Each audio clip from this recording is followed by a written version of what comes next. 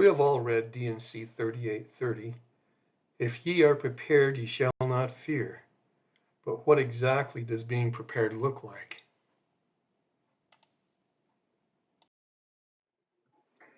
President Dallin H. Oaks gave us an answer in a talk he gave during the COVID epidemic. Referring to COVID, he said, "This is not the end of the world, but merely a test, a trial run for the second coming, if you will, physically and spiritually. If you have been following the counsel from the prophet about ministering, emergency preparedness, and at-home church, you have no need to fear. You passed the test."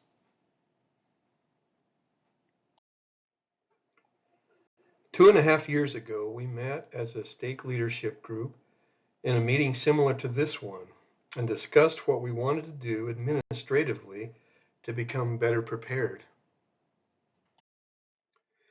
Following the church guidelines on emergency preparedness for the Utah area, we first examined the threat assessment from the Utah State Emergency Operations Center. We determined that we could use the assessment to focus on ways we could respond to potential emergencies. It would be good to review that assessment. The threat assessment was based on the frequency of occurrence in our area. In other words, severe weather occurred more frequently, with cyber attacks being the next most frequent. The most likely result for our stake members for any of the emergencies on this list would be a shortage of supplies for sale, or in other words, a supply chain interruption. 2.5 years ago, we presented the following actions that we felt would most effectively prepare our neighborhoods. Each of these action items has been addressed since 2022. We have updated our stake emergency response plan. We have added the website parkwayready.com. We have organized the emergency operations centers at each ward and at the stake level. We have expanded our radio communications program to include the EOCs and the communications between them. We have conducted 3 stake-wide drills, and we have held numerous classes on different preparedness topics.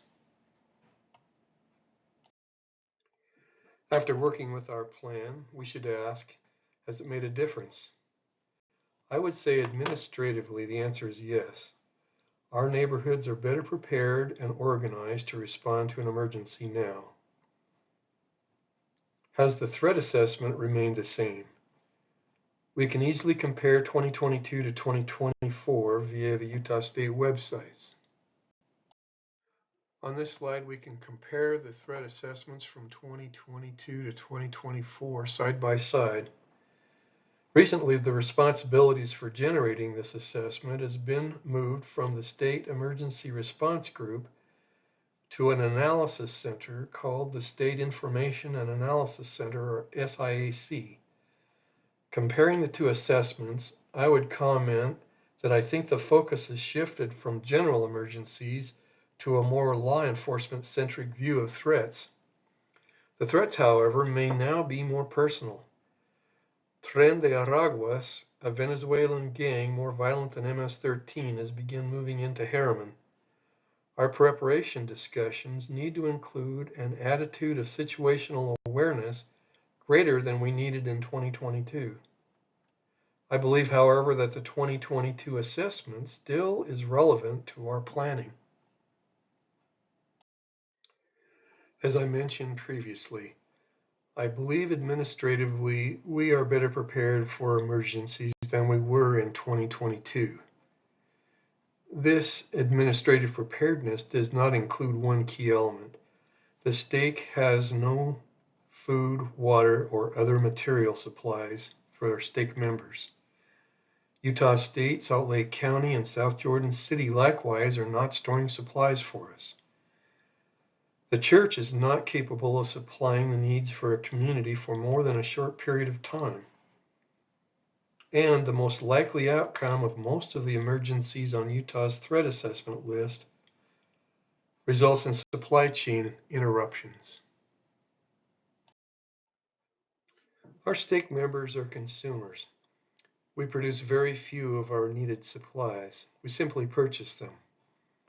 That, coupled with the fact that we depend on local, state, and federal governments to fix our problems, makes us vulnerable. In addition, we all have normalcy bias. Normalcy bias is the thought that when an emergency arises, I should simply wait until things get back to normal. Then we can all resume our normal activities.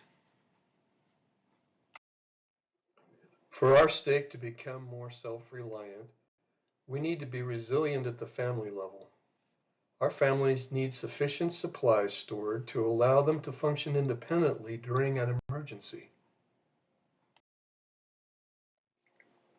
Another consideration may be that events and/or serious financial issues in other parts of our country may result in members of our extended families coming here to our homes for assistance. Do we have sufficient resources stored to help them as well as ourselves? What steps can stake and ward leadership now take in 2024 to increase preparedness in our neighborhoods? We are proposing the following 6 areas as main topics of preparedness. Your ward council could consider which of these areas would best improve the self-reliance in your ward. Then planning could take place in conjunction with your ward emergency preparedness specialists to present your goals to the families in your ward. Of these 6 areas, we feel that spiritual preparation is the most important. The most effective communication anyone can receive on preparedness in the last days can come from the Spirit. A family communication plan can help when communications are down. Do we have children or grandchildren in school? Who will pick them up if both parents are at work and unable to arrive on time to take them home? Do we want to have an alternative form of communication to our phones, such as handheld radios? Where and how would we use them? What form of alternative energy is possible for our home? What are the costs to benefits to consider? We are counseled to store food and water for emergencies. But how much is enough? Having some cash on hand is important in case our credit and debit cards suddenly cannot be used due to technology failures. Also, do we have a way of cooking our food storage items if utilities are lost? Having first aid skills is always a great asset during any kind of an emergency.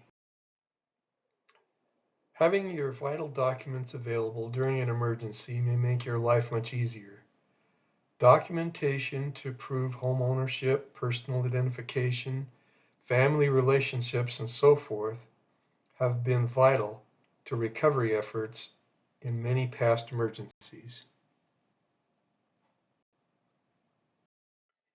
Here are some tools to help as you select and plan your preparedness goals.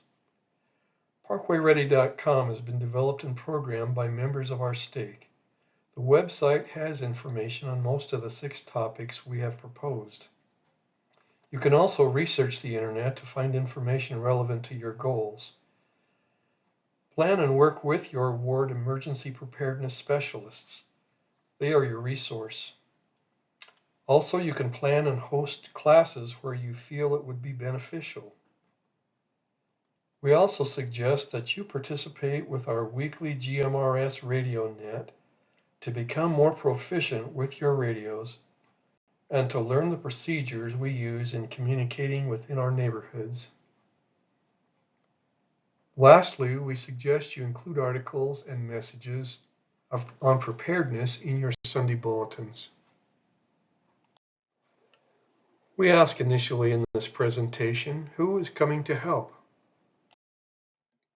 We are, and by preparing to be self-reliant, we will be stronger as wards and as a stake.